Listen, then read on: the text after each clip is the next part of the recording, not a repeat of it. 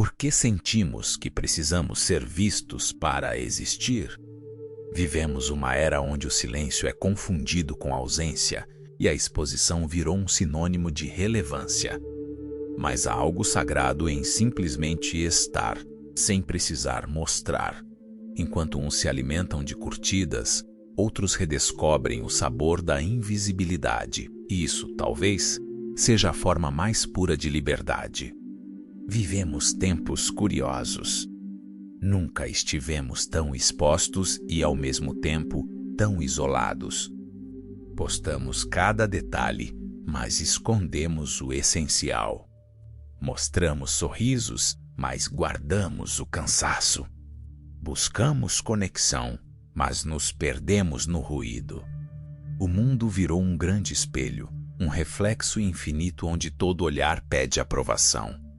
E é nesse reflexo que muitos se perdem, confundindo o brilho com o valor. Mas o brilho que vem do aplauso dura segundos. O que vem da consciência dura. Fomos ensinados a performar. O mundo nos treinou para aparecer, sorrir e provar o tempo todo que estamos vivendo. Mas há um preço nesse palco digital, a perda da espontaneidade. A cada postagem coda filtro moldamos nossa própria imagem e esquecemos que a vida real não cabe em molduras, o resultado. Um cansaço que não é físico, é emocional. A exaustão de ter que existir para os outros. Quantas vezes você já viveu algo bonito, mas sentiu o impulso de registrar antes de sentir? É quase automático, uma urgência em transformar experiência em conteúdo. Mas o instante capturado é o mesmo que se perde. Há uma diferença entre viver e exibir a vida. A primeira é silenciosa, profunda, quase invisível. A segunda é barulhenta, imediata, feita para o olhar alheio. E quando a vida se torna espetáculo, deixamos de ser protagonistas, viramos personagens. Há um tipo de pessoa rara menos aquela que vive o silêncio sem medo. Não se ausenta do mundo, apenas escolhe não gritar. Observa mais do que comenta, sente mais do que mostra. E enquanto o barulho da multidão ecoa, ela escuta algo que poucos escutam, a própria consciência.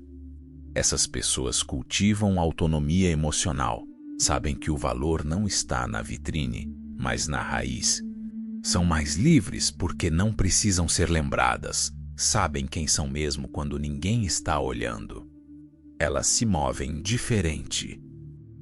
Falam quando têm algo a dizer e não para preencher o silêncio. Não medem o valor de um momento pelo número de visualizações, mas pela profundidade com que o viveram. São aquelas que parecem ter um mundo inteiro dentro dos olhos, que se ausentam das redes, mas estão profundamente presentes na vida.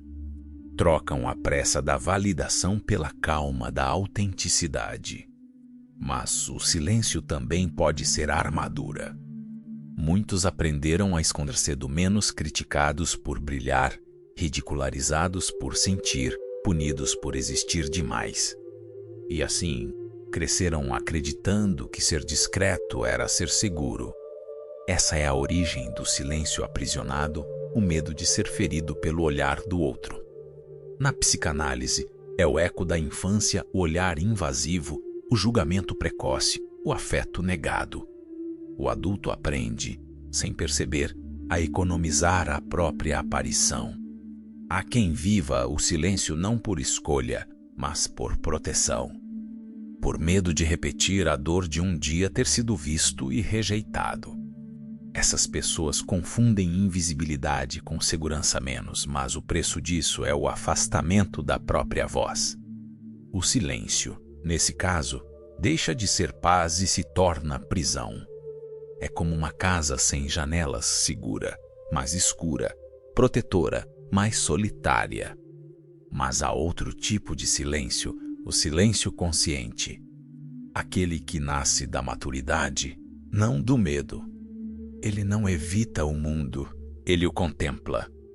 Nesse espaço interior, A pessoa se reconcilia com o olhar do outro. Não precisa fugir nem se exibir. Apenas é, e esse ser é, talvez, a forma mais alta de coragem. Porque quem não precisa provar, vive em paz. Quem não precisa ser visto, enxerga com clareza. Quem não busca aplausos, ouve o próprio coração.